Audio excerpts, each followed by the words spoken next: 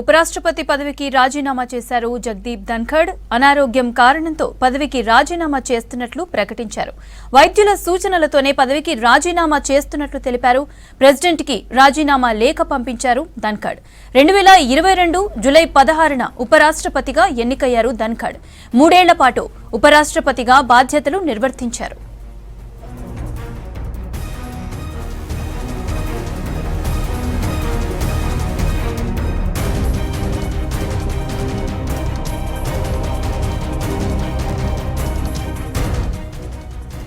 ఆరోగ్య సంరక్షణకు వైద్యుల సలహాలు పాటించేందుకు వీలుగా ఉపరాష్ట్రపతి పదవికి రాజీనామా చేస్తున్నట్లు లేఖలో పేర్కొన్నారు ధన్ఖడ్.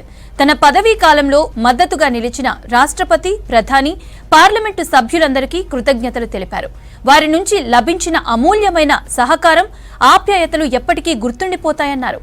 పదవీ కాలంలో ఎన్నో విలువైన విషయాలు నేర్చుకున్నట్లు చెప్పారు. ఉపరాష్ట్రపతిగా దేశ ఆర్థిక పురోగతిని, అభివృద్ధిని గమనించే అవకాశం రావడాన్ని గౌరవంగా భావిస్తున్నానన్నారు. ప్రపంచ వేదికపై భారత్ విజయాల పట్ల గర్విస్తున్నానన్నారు. దేశ ఉజ్వల భవిష్యత్తుపై అచంచలమైన విశ్వాసం ఉంది అని రాజీనామా లేఖలో పేర్కొన్నారు ధన్ఖడ్.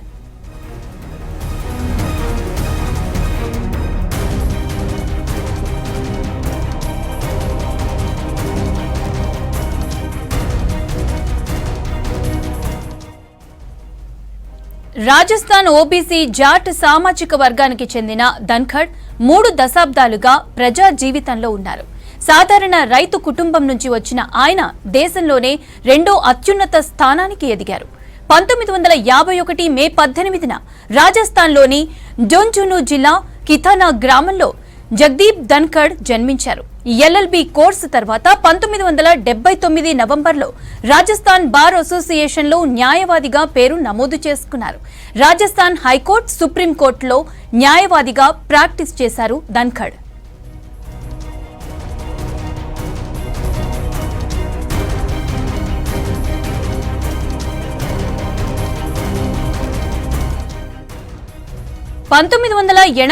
లో జనతాదళ్ తరపున జున్జును లోక్సభ స్థానం నుంచి గెలిచారు ధన్ఖడ్.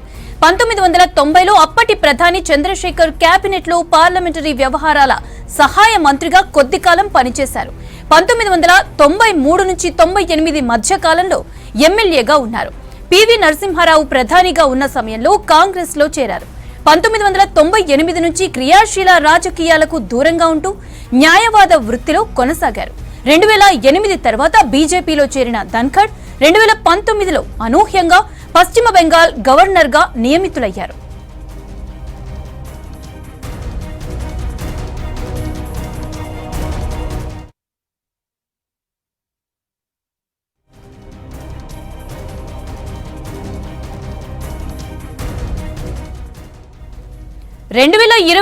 ఉపరాష్ట్రపతి ఎన్నికల్లో అధికార ఎన్డీఏ కూటమి ధన్ఖడ్ ను తమ అభ్యర్థిగా రంగంలోకి దింపింది. విపక్షాల అభ్యర్థి మార్గరెట్ ఆల్వాపై 346 ఓట్ల తేడాతో విజయం సాధించారు. భారత 14వ ఉపరాష్ట్రపతిగా బాధ్యతలు చేపట్టారు. అయితే ఈ ఏడాది మార్చిలో ఛాతీ నొప్పి, అసౌకర్యంతో ఢిల్లీలోని ఎయిమ్స్ ఆసుపత్రిలో చికిత్స పొందారు. జూన్లోనూ ఉత్తరాఖండ్లోని కుమావు విశ్వవిద్యాలయం స్వర్ణోత్సవంలో ఉపరాష్ట్రపతి జగదీప్ ధన్ఖడ్ స్పృహ తప్పి పడిపోయారు. ఈ క్రమంలోనే తన ఆరోగ్యాన్ని పరిగణలోకి తీసుకుని ఉపరాష్ట్రపతి పదవికి రాజీనామా చేసినట్లు తెలుస్తోంది.